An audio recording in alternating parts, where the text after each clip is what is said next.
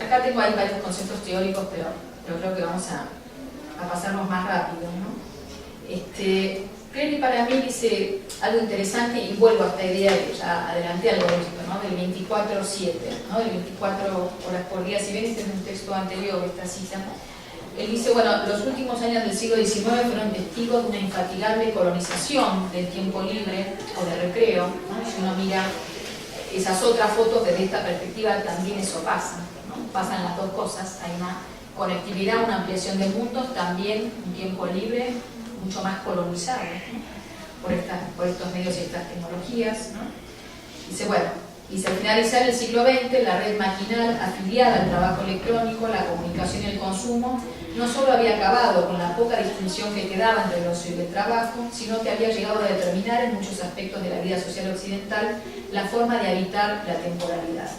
La información y los sistemas telemáticos simulan la posibilidad de divagar y desviarse, pero en realidad constituyen modos de sedentarización y separación en los que la recepción de estímulos y la estandarización de respuestas producen una mezcla sin precedentes de atención difusa y cuasi automatismo, que puede mantenerse por periodos de tiempo extremadamente largos, ¿no? Me detengo en esta idea de, bueno, hay una mezcla de atención difusa y semi-automatismo, ¿no? Cuasi automatismo. Pensemos en Facebook, ¿no? Algo de esto me parece que está en juego también, ¿no? Hay una atención en un punto bastante concentrada, pero por otro lado, con múltiples, ¿no? Ventanas y conversaciones, una atención en ese sentido difusa, ¿no? Algunos llaman una atención flotante, otros hablan de una hiperatención, ¿no? Una atención de las múltiples ventanas, que tiene que estar alerta, pero de una manera muy diferente a que si estoy leyendo una novela, o si estoy mirando una película, o si estoy en un partido de fútbol, no sé, como, no importa el medio quizás, ¿no? O el lenguaje involucrado, pero es bastante diferente. Y me parece que lo del cuasi automatismo también es importante, ¿no? Porque gran parte de las funciones hoy de los medios, las redes sociales, son cuasi automáticas, ¿no? Y para no hacerlo automático, para no hacer el por default, es muy trabajoso, ¿no? Uno de los ejemplos que nosotros relevamos en la investigación, y ahí ya en algún momento voy a llegar a la investigación, algunas investigaciones más en concreto, fue que hacían con el tema, con esta preocupación por lo visual, bueno, y los prosumidores, bueno, ¿qué producen de imágenes? ¿No? Los adolescentes y los profesores también. Y una de las cosas que vimos en el 2009-2010, cuando todavía había mucha expectativa, es que lo que más hacen son cosas cuasi automáticas, ¿no? Entonces, bueno, voy a una fiesta, saco 400 fotos y las subo todas. ¿Por qué? Porque no me voy de manera seleccionadas. Las únicas que seleccionan, y eso me pareció muy importante, son en las que no se ven bien, ¿no? Sí hay un control muy fuerte de la propia imagen, que tiene mucho que ver también con esta época, ¿no? Salí fea, salí gorda, o salgo medio borracha, no, esta no. El resto, no importa, fuera de foco, más burlesca, no importa, ¿no? Van todas. ¿Por qué? Porque hacer lo otro cuesta mucho. De la misma manera, las búsquedas de información se quedan con las dos primeras cosas que aparecen en Google, ¿no?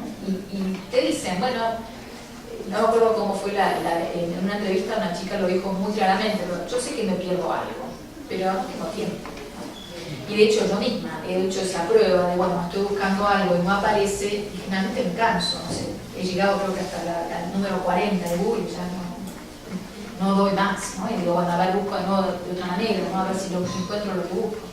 Pero son plataformas en el que lo cuasi automático deja muy poco margen, ¿no? Muy poco margen para la creatividad, muy poco margen para la libertad, para opciones diferentes que no sean las masivas, ¿no?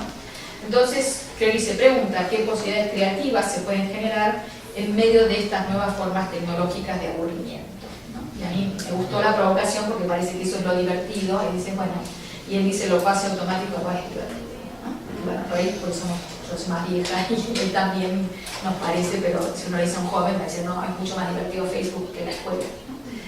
Y en un punto entiendo, pero me parece que hay algo ahí que también hay que poner de manifiesto que está muy opaco, ¿no? Y que me parece a mí que hay que poner a discusión, ¿no? ¿Cómo se ubica la escuela en estas condiciones, ¿no? Y bueno, yo decía, y voy a quizás volver atrás un poquitito, pero creo que esta crítica que le hicimos a la escuela en los años 60 es legítima, ¿no? Y creo que tiene su punto, digamos, como se dice en inglés, tiene su razón, ¿no?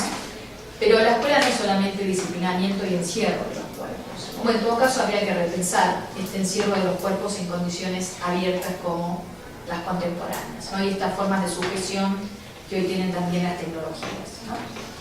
Y yo digo también, si es eso todo y si eso habla de este momento, ¿no? Si el problema es las instituciones de encierro versus las instituciones de no encierro, ¿no? Si no estamos más bien, como dice Deleuze, en esta sociedad del post-control, en el cual la sujeción va por otro lado, no por el encierro. Lo que hay que pelear son con estas formas de sujeción, ¿no? En todo caso, la escuela tendrá que vérsela como hace, ¿no? En estas condiciones. Entonces, hay una pedagoga inglesa, australiana, de una charla el año pasado en un congreso, y ella decía, bueno, ¿qué es educativo, ¿no? En las prácticas educativas, ¿no? ¿Qué es lo que vale la pena al final de la escuela para mí? Y ir más allá del tema, ¿no? Del encierro o de la transmisión centralizada. Y ella dice, bueno, lo importante es que la escuela produzca, o la educación produzca espacios de encuentro, la educación en Facebook también, ¿no? Y yo digo, bueno, y el MOOC, si quieren, el Coursera, ¿no? O sea, ¿hace esto o no hace esto, ¿no? Quizás esa es la pregunta que debería importarnos, ¿no?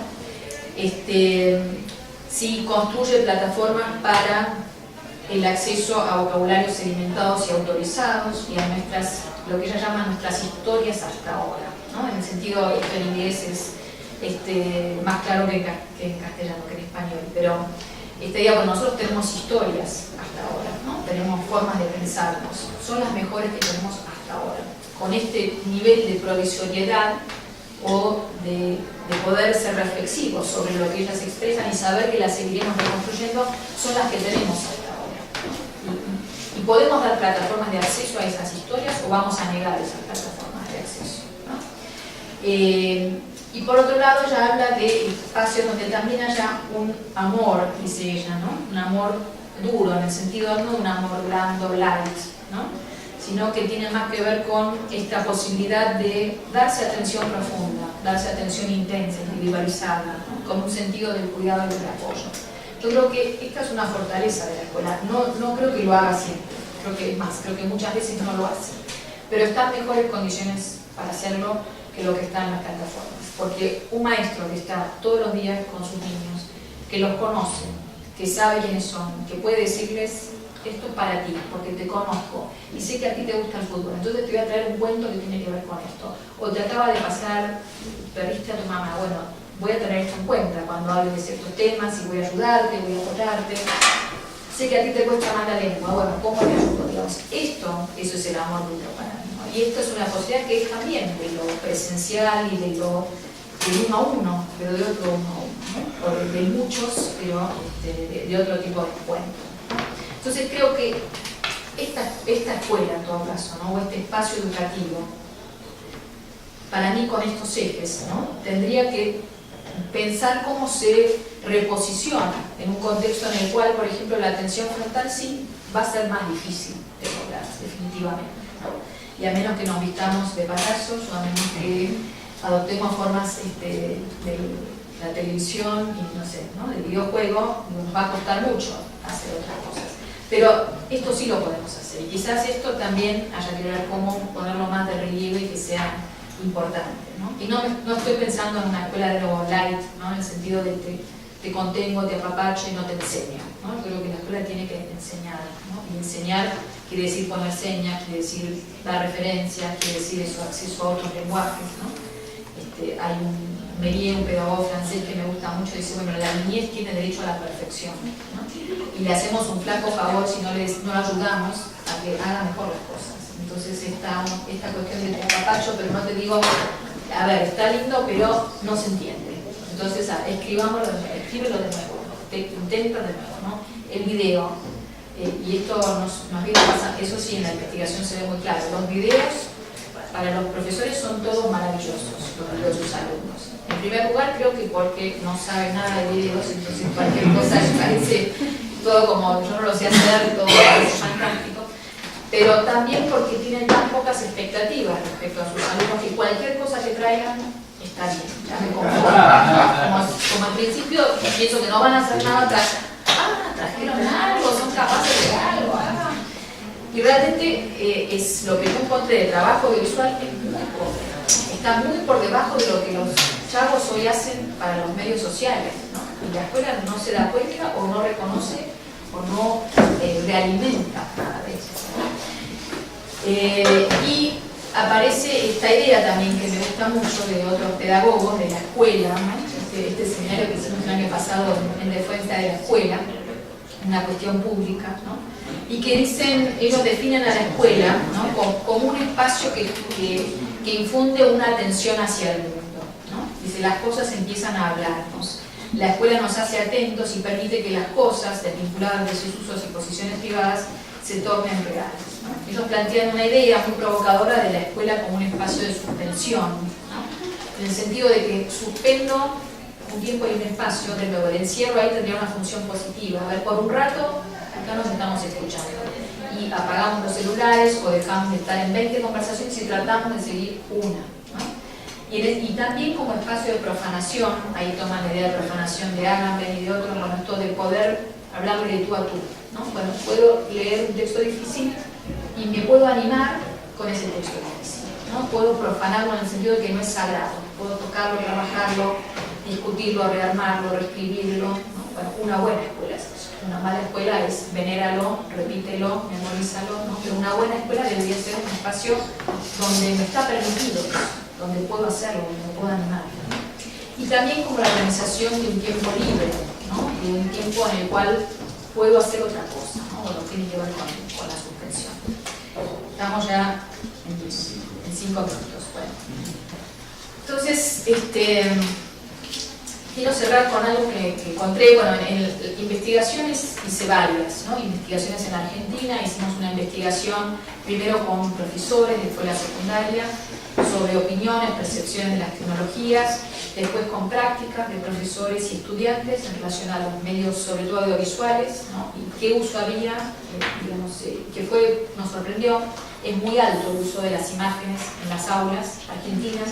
Creo que en las aulas mexicanas también. Es muy habitual que el profesor traiga un recurso, un PowerPoint, un fragmento de un video, ¿no? O que les pida que hagan esto, ¿no? Eso es arriba del 90%, ¿no? Que había un uso frecuente, no muy frecuente, pero frecuente. Y por otro lado, trabajé con un grupo de investigación en el año 2011 en 4 escuelas secundarias que ya tenían las computadoras, que tenían supuestamente una computadora por alumno, haciendo un seguimiento de, bueno, de cómo estaban introduciendo las computadoras, ¿no? Que también fue interesante porque apareció esto de que el primer año estaban todos muy entusiasmados, el segundo año ya no tanto, y no las traían, pero ya era una base diferente, ¿no? Y apareció esto de los videos también, que decían bastante pobres, diríamos.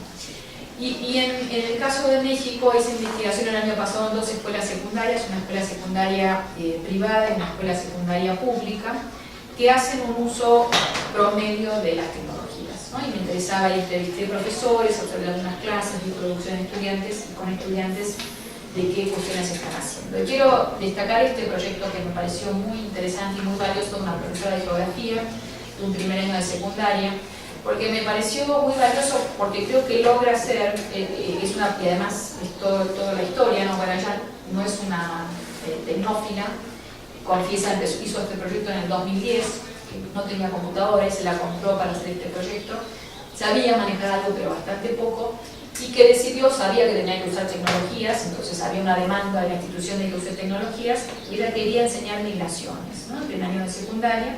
Y entonces resolvió, había hecho un máster en Inglaterra, y creo que venía con ideas pedagógicas novedosas, ¿no?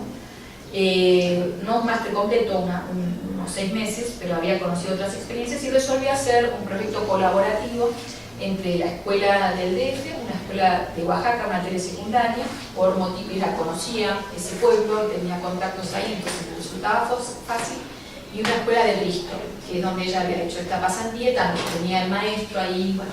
Entonces junta las 3 escuelas para hacer un proyecto sobre migración, en el que pudieran bueno, comunicarse, mandarse cartas, contarse cosas, hacer un Skype, ¿no? De intercambio de experiencias con la migración. Y el proyecto empieza, ¿no? con estas cartas manuscritas. Y ella dice que esa lección fue a propósito, que a ella le interesaba, digamos, generar una expectativa, ¿no? Y empezar a conocerse, dado que muchos de estos niños, los de la telesecundaria, además era muy difícil, no tenían internet en el pueblo, entonces tenían que ir a otro pueblo a conectarse, entonces bueno, mandarse cartas. Y ella llevaba y traía las cartas a Oaxaca. Y dice que fue muy importante porque las cartas venían con todas estas inscripciones, ¿no? Bueno, con estas marcas, estas huellas, ¿no? Personales, que le produjo un contacto entre el DF y Oaxaca muy claro. El proyecto con Bristol fracasó bastante pronto. Primero por un problema de horarios, porque las 7 horas de diferencia hacía que nunca pudieran conectarse en horario escolar, pero además porque en Bristol empezaron a trabajar sobre la migración mexicana y lo que apareció fueron las espaldas mojadas, ¿no? Y bueno, la migración ilegal, etc. Entonces cuando empiezan a escribirse, los de Bristol les escribían a los niños mexicanos de una escuela privada del DF de clase alta como si fueran inmigrantes ilegales, ¿no? Entonces los del DF decían, ¿a quién le escriben? ¿No? ¿Y qué se creen que somos? Bueno, estaban realmente ofendidos. Y fue movilizante, y al mismo tiempo fue decir, bueno, ¿y nosotros cómo estamos viendo lo de la telesecundaria? ¿No? ¿No será lo mismo? ¿Y qué está pasando ahí? Bueno, la profesora logró, me parece a mí, de ese desencuentro hacer un problema de investigación y de trabajo y de reflexión. Pero bueno, los de Bristol se cayeron y siguieron trabajando en la escuela del DF y Oaxaca. Y van construyendo, bueno, están trabajando migración, los chicos de Oaxaca tenían mucha experiencia ellos mismos, de trabajadores en la pizca de espárragos, de familiares, y la contraposición, donde el DF, mi hermana estudia en Suiza, ¿no? Pues fui a no sé dónde, bueno, pero se produce una conexión, ¿no? Y un empezar a hablarse. Para los chicos de Oaxaca también era, bueno, estos seguramente mi hermana está en el DF, y quizás es empleada doméstica en una casa como la tuya, ¿no? Bueno, y empezar a hablarse y a conectarse de las experiencias. En ese momento también la profesora, con mucha iniciativa, traía textos de teoría de David Harvey, noticias del periódico. Hay una nevada, se congelan los campos y mueren varios trabajadores ilegales, entonces para la escuela del DF, bueno, qué había pasado, ¿no? Conectarse y preguntar y ver, que todo eso estaba más cerca para ellos. Y van construyendo hacia un Skype en enero, esto empieza en septiembre, o sea, el momento de la conexión para la profesora, el momento era la conversación por Skype, ¿no? Y llega el día, ella se va a Oaxaca, se queda otro profesor en el DF, y el Skype no funciona porque no andaba la conexión, ¿no? Entonces ya cuenta, bueno, yo andaba ahí con la computadora arriba del cerro, a ver, y nada, no había, qué sé yo, y entonces se decide a grabar videocartas, ¿no? Que a mí me pareció una propuesta también fantástica, porque no sé si conocen, pero hay un proyecto artístico de videocartas entre cineastas que en el año 2009-2010 fue muy, muy lindo. Yo dije, cuando escuché videocartas, dije, wow, como Víctor Elise y Kiarostami, ¿no? Mandándose cartas, cuando los chicos se empiezan a mandar videocartas, aprovechando que estaba la computadora, y entonces, nada, ¿no? Se empiezan a hablar por video. Me pareció bien interesante, ¿no? lo que ella hizo, porque primero no se enamoró de la tecnología por sí misma, ¿no? Sino que pensó, bueno, ¿cómo puedo ponerla a trabajar para mis objetivos pedagógicos del currículum? Ella dijo, yo no me aparté del currículum, esta era una unidad de la SED, en todo caso la extendió bastante, pero la trabajó más en profundidad. Pudo trabajar multiplicidad de textos, multiplicidad de tecnologías y de plataformas, ¿no?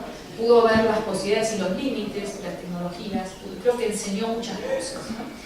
Y una cosa que ella evalúa que estuvo mal es que ella hizo el video sola, ¿no? De que no logró ahí convocar y que todo fue una creación de todos, ¿no? Y a mí también esta autoevaluación, bueno, me pareció muy dura de su parte, porque básicamente es un proyecto fantástico, seguro uno puede hacer algo mejor, pero también decía, bueno, esa expectativa, vuelvo a la idea de ser, ¿no? No importa, lo único que importa es el conductor. Los chicos aprendieron un montón de cosas en este proyecto, y no sé si hubieran aprendido mucho más haciendo el video, hubieran aprendido otra cosa, sin duda, ¿no? Pero no es eso la culminación del aprendizaje, ¿no? En todo caso, habrá que ver qué aprendieron y hay que seguir trabajando mucho más, ¿no? Pero esta idea de que solo se aprende haciendo y todo lo otro no sirve, me parece que está muy fuerte, aún en profesores que hacen otras cosas, ¿no? Y cierro con esta idea, ¿no? Bueno, es una idea de un francés que es saber es saber cortar, ¿no? Y a mí me gusta porque además esta idea del video como montaje, es cierto, para ella, digamos, fue toda una decisión qué ponía y qué no ponía, ¿no? Tenía muchas horas de grabación y hacer un video de 20 minutos que pueda ser visto en el espacio escolar, en el tiempo escolar, es todo un desafío. Y esta idea de, bueno, ¿no? Que dice este historiador del arte también, George D. Uberman, que bueno, esta cuestión de cortar me parece más importante hoy en día, dice, en una época en que uno se imagina que saber es saber el máximo de cosas, hacer bases de datos viendo todo en YouTube. Todo eso es bien importante, sí, pero el acto fundamental es el de cortar. Cortar no quiere decir fatalmente reducir el sentido, uno corta haciendo un montaje, pero al hacer un montaje uno puede abrir el sentido por considerar estas cuestiones, ¿no? Y para mí, bueno, el futuro, ¿no? de la educación tiene mucho que ver con entender esto, ¿no? Con entender esto hoy, en estas condiciones. Que lo que tenemos que hacer es aprender a saber cortar, o enseñar, ¿no? Aprender como profesores, pero también enseñar y poner el foco en, bueno, ¿con qué te quedas de todo esto? Tienes todo disponible, pero ¿qué estás viendo? ¿Con qué te quedas? ¿Y cómo te detienes?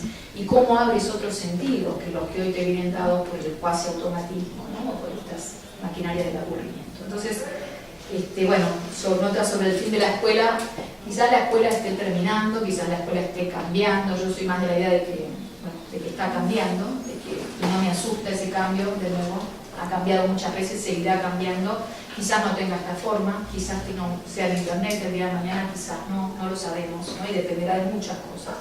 Hoy la escuela es un espacio importante, entre otras cosas, para las familias que trabajan, que están los niños en la escuela, y es una función social muy importante, ¿no? Y si todos tuviéramos a los niños todo el tiempo en nuestra casa, nos volveríamos locos. Por suerte existe la escuela, pero para ellos también es la posibilidad del encuentro con otros, ¿no? Con otras filiaciones, con otras figuras, con otros saberes que en su casa no tienen. Yo no sé si eso se va a terminar tan rápido, ¿no? Y esto no está garantizado por esta presencia, ¿no? Así que ahí la escuela, vuelvo a esta idea de suspensión, tiene una ventaja que en todo caso mi preocupación es que la ocupe mejor y lo haga mejor de lo que hoy hace. No tengo ninguna duda que hoy no hace muchas de estas cosas, ¿no? Y que estos profesores como esta profesora de geografía son todavía pocos o no son la mayoría, ¿no? Son muchos, pero no son la mayoría. Tenemos que trabajar para eso. Y a mí ahí los discursos del fin de la escuela, de que, tipo de Ken Robinson, ¿no? Y la celebración de que todo ahora está resuelto aquí, me parecen engañosos y me parece que también tienen cierto peligro, ¿no? Porque precisamente es desarmar un espacio que es socialmente, democráticamente muy importante. Así que bueno. Muchas gracias a la doctora Inés Dulce que aceptó nuestra invitación y pues a manera de agradecimiento queremos entregarle un reconocimiento y un obsequio de parte del Departamento de Artes Culturales.